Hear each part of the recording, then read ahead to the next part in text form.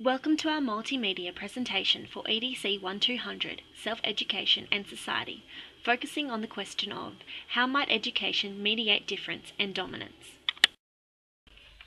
The sexualization, degradation and stereotyping of females plays a large part in affecting the beliefs about the women of today's society.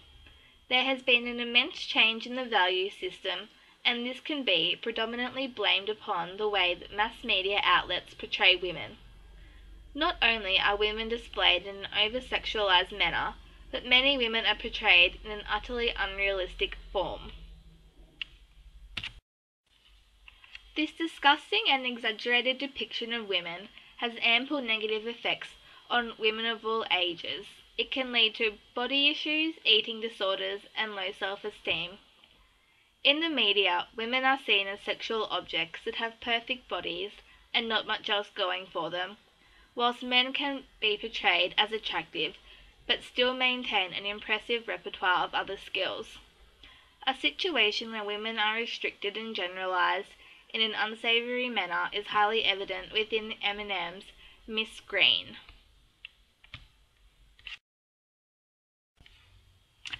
Miss Green is the only female Eminem in the group. She is depicted as a highly seductive, attractive, and sultry woman. The suggestive Eminem has been created with extremely long eyelashes, slender and elongated legs and arms.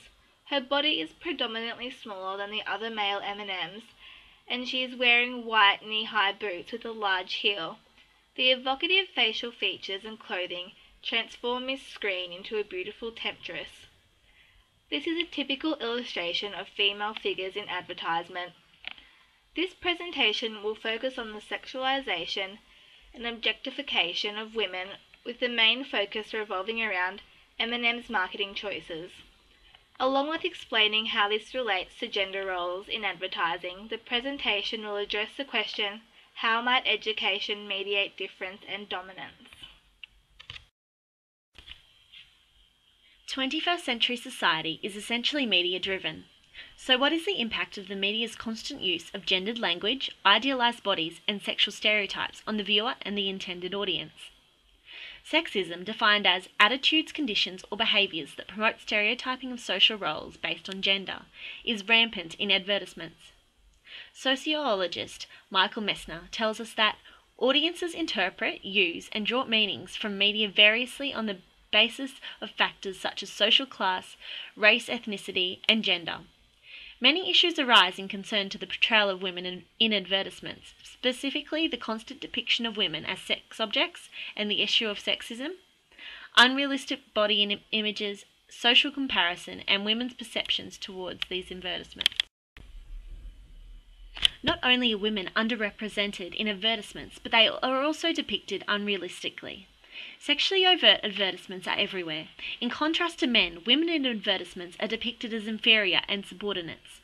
The adverse effects of these advertisements and the way they are interpreted can have a negative impact on society because they don't reflect the changing roles of women in the 21st century. Advertisers are indictable for the heightened body dissatisfaction amongst women because they constantly utilize unrealistic images of ultra-thin models. Over time, Western culture has changed its image of feminine beauty. With the increasingly thinner ideal, women's dissatisfaction with their body image and eating disorders in women has increased considerably. Even though it has been pointed out that the recurrent use of highly attractive and impossibly thin models in advertising increases body dissatisfaction among women, advertisers persist to use these images of perfection, believing they will sell products more effectively. The lesson plan that will be described shortly is directed at students aged in the upper primary school years, grade 6s and 7s. The intent of the lesson is to get students to demonstrate an awareness of gender stereotypes that are used by advertisers to sell products and develop their understanding that advertisements are designed to deliver very specific messages to consumers. Students will also recognize the negative effects of stereotyping. The teacher begins the lesson by asking students for their definition of a stereotype. The teacher then brainstorms various ideas of stereotypes on the whiteboard, asking questions such as, what are some common gender stereotypes associated with males and females? Do the students believe these gender stereotypes are accurate? Where do we learn these gender roles?